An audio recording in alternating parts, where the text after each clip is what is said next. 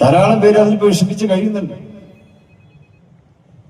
എല്ലാ മുസ്ലിം സംഘടനകളെയും നമ്മളൊക്കെ വിളിച്ചു ചേർത്തുകൊണ്ട് മുന്നറിയിപ്പ് കൊടുത്തിട്ടുണ്ട്. അവരെല്ലാവരും ആ കാര്യത്തിൽ വളരെ സജീവമായി രംഗത്തിറങ്ങിയിരിക്കുന്നു.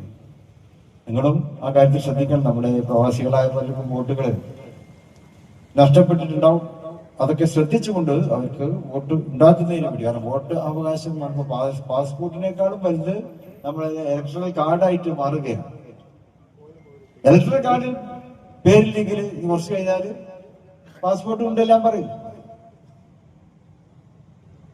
വോട്ടവകാശം ഇല്ലാത്തവരോട് പറയും നിങ്ങളെ പാസ്പോർട്ട് കൊണ്ടുവരി.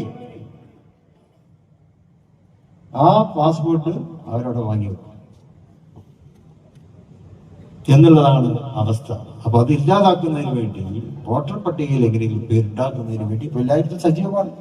എല്ലായിടത്തും പാർട്ടിയും ബാക്കിയുള്ള സംവിധാനങ്ങളൊക്കെ അതിനുവേണ്ടി സജീവമായിട്ടുണ്ട്. അപ്പൊ എല്ലാവരും ശ്രദ്ധിക്കണം എന്നുകൂടിയാണ് എനിക്ക് സാന്ദർഭികമായി ഇവിടെ ഉണർത്തുവാനുള്ളത്. അതായത് നമ്മുടെ ഈ സമ്മേളനത്തിന്റെ ലക്ഷ്യം നമ്മുടെ സമ്മേളനത്തെ ജയിപ്പിക്കുക എന്നുള്ളത് തന്നെയാണ്. ആ കാര്യത്തിൽ എല്ലാവരുടെയും സത്വരമായ ശ്രദ്ധ ഉണ്ടാകണം എന്ന് അഭ്യർത്ഥിച്ചുകൊണ്ട് ഈ പരിപാടിയുടെ ഔപചാരികമായ ഉദ്ഘാടനം ബിസ്മില്ലാഹി റഹ്മാനിർ റഹീം എന്ന് ചിരിച്ചുകൊണ്ട് എന്റെ വാക്കുകൾ സംഭരിക്കുന്നു. വാഹ്റു ദഅവാന അൽഹംദുലില്ലാഹി റബ്ബിൽ ആലമീൻ. അസ്സലാമു അലൈക്കും വറഹ്മത്തുള്ളാഹി വബറകാതുഹു.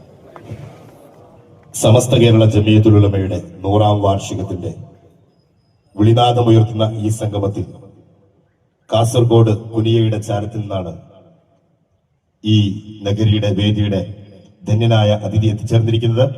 സമദ് മൗലവി ഉസ്താദ് അവറുകളെ ഹൃദയപൂർവ്വം അനുഗ്രഹ ഭാഷണത്തിനു വേണ്ടി സ്വാഗതം ചെയ്യുകയാണ്.